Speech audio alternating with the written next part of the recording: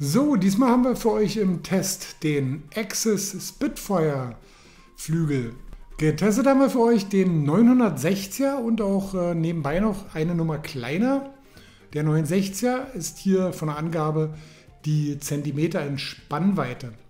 Von der Fläche hat dieser knapp 1200 Quadratzentimeter. Dazu haben wir den Skinny Rear Wing in 365, sprich 36,5 cm Spannweite. Dazu haben wir zwei unterschiedliche Fuse bekommen, eine Black Fuse Short und eine Advanced Fuse Short. Beide in der Länge 70,3 cm. Und der aufnehmende Mast ist aus Aluminium, 19 mm von der Dicke und 82 cm lang. Schön ist, die Aluminium Base ist vorne und hinten geschlitzt, sodass wir hier eine sehr einfache Montage haben. Und wir haben zusätzliche Löcher, dass wir die Base halt auch in kürzeren Kästen noch sehr weit nach vorne oder zurück schieben können. Klar, Standard heutzutage, verschraubt ist alles mit Torque. Alles ist optimal beschriftet von der Schraubenlänge und auch Größe. Wie man das von Axis kennt, ist alles sehr robust verarbeitet. Schrauben sind auch alle groß dimensioniert, alles ist M8 verschraubt, außer der Rear Wing. Und die Passgenauigkeit der Bauteile ist auch ebenfalls sehr gut gelungen. Da gibt es absolut nichts zu meckern. Auffällig ist die Form des Frontflügels des Spitfire. Der ist doch recht gerade von seiner Anströmkante und hat seine positive Wölbung von der Outline eher an der Hinterkante, an der Abrisskante. Die Anströmkante ist ganz leicht verrundet, nicht scharf. Dann haben wir eine mittlere Profildicke, die zu den Tippenden auch sehr dünn ausläuft. Und wenn man sich die ganze Range des Spitfire anguckt, dann sieht man, dass die großen Größen mit einem hohen Aspektratio ausgestattet sind und je kleiner sie werden, desto geringer wurde im Verhältnis das Aspektratio gewählt. Bei dem von uns getesteten 960er liegt hier das Aspektratio bei 7,84. Kommen wir als erstes gleich zu der Konfiguration der beiden Fuselagen, die wir von Axis bekommen haben zum Testen. Die Advanced Fuse hat insgesamt seine Mastaufnahme 6 cm weiter vorne im Gegensatz zur normalen Black Short Fuse. Und wir haben festgestellt, dass insgesamt halt der Trim etwas leichter zu finden ist bei der Advanced Fuse und dass das auch beim Aufstiegsverhalten sich insgesamt etwas positiver und etwas homogener gestaltet hat. Wenn wir das vergleichen mit anderen Modellen in dieser Größe, so besitzt der Spitfire hier ein wirklich gutes Aufstiegsvermögen, braucht recht wenig Energie vom Wing und kommt dann halt flüssig und auch recht gleichmäßig aufgestiegen.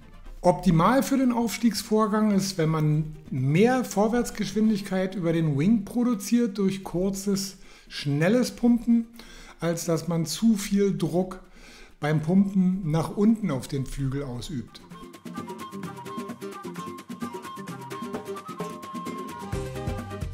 Ist der Flügel aufgestiegen, so besitzt er eine wirklich ganz enorme Beschleunigung und er erreicht auch stets sehr schnell eine hohe Endgeschwindigkeit.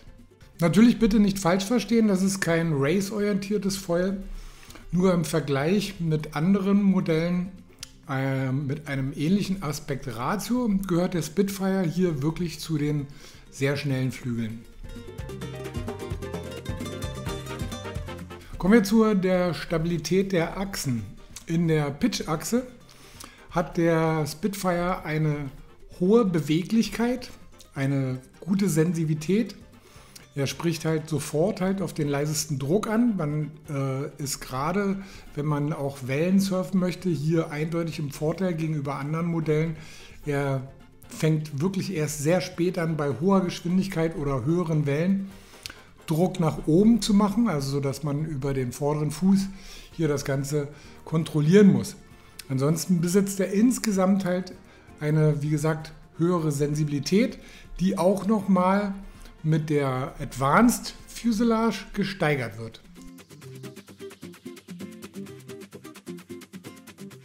frei, beweglich und wirklich auch sehr agil verhält sich der Spitfire auf der Rolle. Man braucht hier zum Aussteuern über die Rolle halt wirklich auch nur wenig Kraft und mittlere bis enge Radien sind hier jederzeit halt ganz einfach und leicht möglich. Super enge Radien, okay, dafür ist er nicht ganz ausgelegt, einfach weil er schon wirklich eine hohe Streckung hat. Aber im Vergleich ist er auch hier mit einer deutlich höheren Agilität als die meisten seiner Mitbewerber ausgestattet. Für denjenigen, der nicht ganz so versiert ist, der wird in der Rolle teilweise gerade bei geringer Geschwindigkeit ein bisschen Kippligkeit empfinden, was sich aber wiederum, wenn man etwas schneller fährt, sofort wieder egalisiert. Also der Flügel will auch insgesamt flott gefahren werden.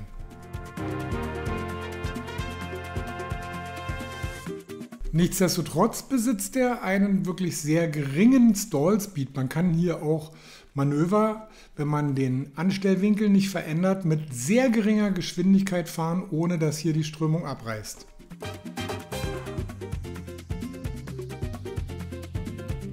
Die Yaw-Achse ist insgesamt auch ebenfalls frei, bietet aber von den 3 Achsen hier das höchste Feedback.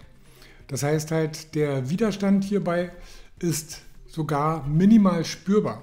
Vergleicht man die anderen Achsen, so ist die Kombination aus der, wenn man schneller fährt, die Geschwindigkeit, die Beweglichkeit und das Feedback zu 100% harmonisch und super aufeinander abgestimmt. Aber es ist jetzt nicht unbedingt was für einen völligen Anfänger. Ein bisschen führen möchte man den Spitfire schon.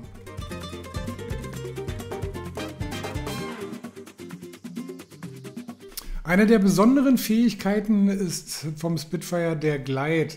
Das ist hier wirklich sensationell gut in der Größe und auch in seiner ganzen Kategorie. Da besitzt er wirklich absolute Spitzenleistung.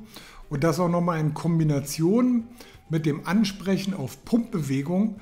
Da hat er wirklich eine spürbare Beschleunigung mit einer leichten Pumpfrequenz, die seinesgleichen sucht. Und da kann man noch mal ein kleines bisschen auf die Fuse eingehen. Also mit der Black Short ist hier das Abrufen des Glides und das Pumpen mit ein bisschen mehr Kraft versehen, aber dafür noch mal einen Tick gleichmäßiger, wenn man insgesamt auch hier wieder ein bisschen mehr Agilität sucht und eine leichtere und klein bisschen höhere Frequenz wählen möchte, dann ist es mit der Advanced Fuse insgesamt nochmal schöner.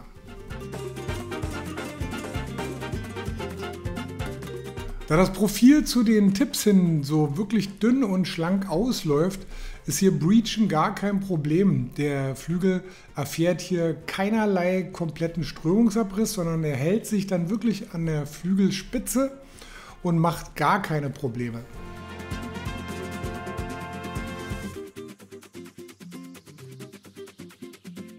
Aufgrund der hohen Geschwindigkeit lässt sich der Spitfire sehr schön springen. Man erreicht hier wirklich auch einen guten Pop. Klar, das ist jetzt keine reine Freestyle-Geschichte hier. Dafür ist der Flügel einfach zu gestreckt. Und wenn dann nur halt in den kleineren Größen halt auch bei mehr Wind. Aber für den Freerider, der auch gerne mal ein paar Sprünge machen möchte, ist das hier eine feine Sache. Aber man möchte auch möglichst gerade landen. Kommen wir abschließend zur ersten Frage. Welche Fuse hat uns besser gefallen?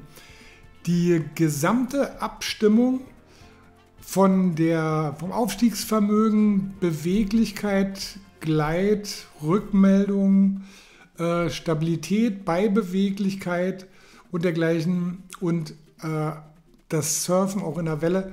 Also insgesamt war hier die Advanced Fuse eindeutig nochmal ein Tick schöner und wäre auch insgesamt bei diesem Flügel, gerade dem 960er, 100% unsere Empfehlung. Das ist zwar ein winzigen Tick agiler, aber trotzdem wirkt es so, als ob die gesamte Abstimmung dann harmonischer zueinander passt. Klar haben wir nochmal einen Tick stabileren Glide und noch ein bisschen mehr Rückmeldung beim Glide und beim Pumpen wenn wir die Black Short nehmen. Aber man möchte ja nicht nur sozusagen pumpen und man hat auch nicht immer eine Welle oder eine kleine Welle, die einen schiebt. Dementsprechend würden wir, wie gesagt, halt eindeutig zu Advanced tendieren. Für wen ist jetzt der Spitfire der richtige Flügel? Also Grundvoraussetzung ist hier ein sicheres Fahren, eine normal ausgeprägte, saubere Anpumptechnik. Also man muss da differenzieren können, ob man halt mehr in Vorwärtsrichtung oder mehr von oben nach unten pumpen kann.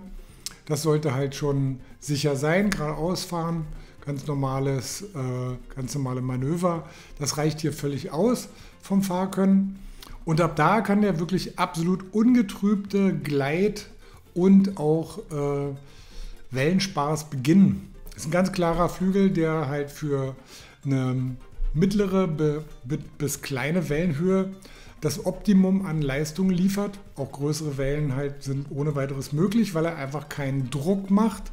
Also er fängt nicht an, auf dem vorderen Fuß so viel Druck zu machen, dass man es nicht mehr kontrollieren kann, sondern er bleibt in dem Bereich immer schön neutral.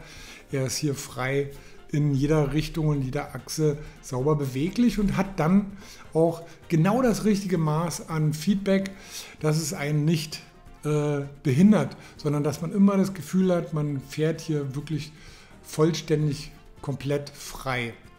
Wie gesagt, ein bisschen Fahrkönnen braucht man, weil das Ganze erfordert dann natürlich minimale Führung. Springen macht ebenfalls Spaß, wenn man jetzt nicht der absolute Freestyle- und Rotationskönig werden will.